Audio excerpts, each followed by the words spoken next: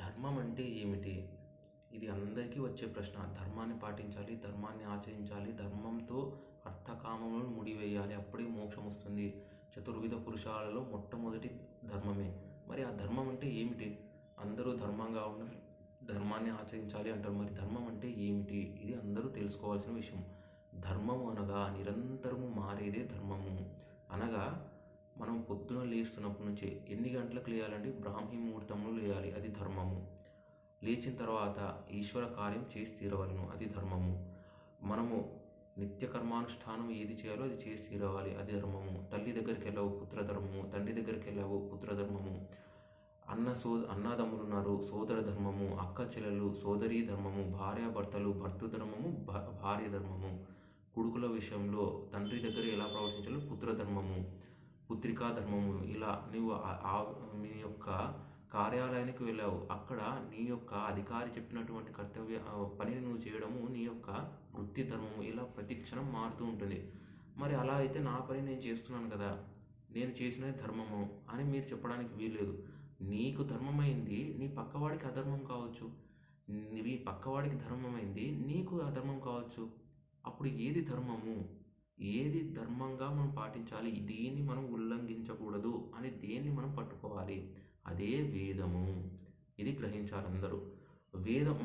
వేదం ఎలా అండి? మేము వేదం చదువుకోలేదు, వేదాన్ని చూడలేదు, వినలేదు, ఎలా చదవాలో తెలీదు, అందులో ఏం చెప్పారో తెలీదు, మేము గ్రహించడం ఎలా? సులువైన మార్గము మనకి దేవతలే అనుగ్రహించారు, అదే పురాణములు.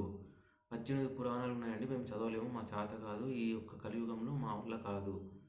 సరే, మహాభారతం చదువు, అది చేత కాదు. రామాయణం చదువు, రామాయణం గురించి తెలుసుకో, రామాయణం చెప్తే వెళ్ళి విను. రామాయణంలో ఉన్నటువంటి ముఖ్య ఘట్టాలు నీ జీవితంలో అవలంబించుకోవడానికి, ఆచరించడానికి ప్రయత్నించు. ఎందుకు? రాముడే ధర్మము. రామో విగ్రహవాన్ ధర్మ సాధు సత్య పరాక్రమ.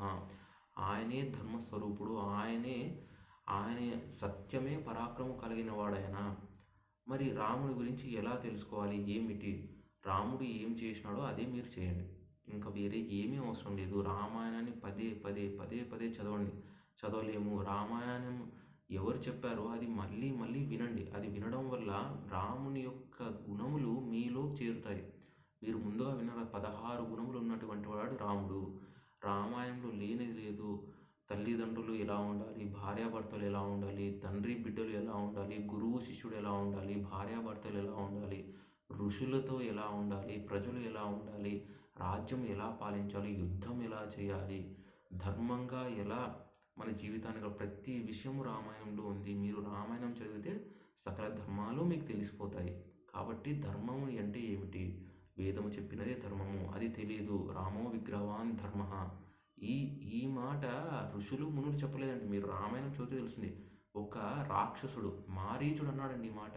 మీరు రామాయణం చదవాలి, రామాయణం చదివితే మారీచో మహాత్మన అంటాడు. అందుకే వాల్మీకి మహర్షి మారీచస్య మహాత్మన అని.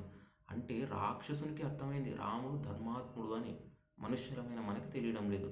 ఇదే కలి ప్రభావం అంటే. మనము కామ, క్రోధ, లోభ, మోహ, మదమాత్సర్యములతో చిక్కుకొని పోయినాము. కాబట్టి ఇలా రాముణ్ణి విస్మరిస్తున్నాము. ఎప్పటి వరకు రామస్మరణ జరుగుతుందో, ఎక్కడైతే రామకోటి రచన జరుగుతుందో, ఎక్కడ రామాయణ కీర్తన జరుగుతుందో, ఎక్కడ రామాయణ గాథ నిరంతరం పఠిస్తూ ఉంటాడో, ఎక్కడ రామాయణ ప్రవచనం జరుగుతుందో, అప్పటి వరకు మనుష్యత్వం మిగిలి ఉంటుంది. అప్పటి వరకు ధర్మము ఈ భూమిపైన ఎప్పుడూ 4 పాదాలతో వర్ధిల్లుతుంది. అది లేని నాడు, రామాయణ ప్రవచనం లేనాడు, రామనామ కీర్తన లేనినాడు ధర్మము లుప్తమవుతుంది. ఇది గ్రహించి ధర్మం అంటే ఏమిటో తెలుసుకోండి, రామాయణాన్ని చదవండి, ధర్మాన్ని పాటించండి. ఓం శాంతి శాంతి శాంతి.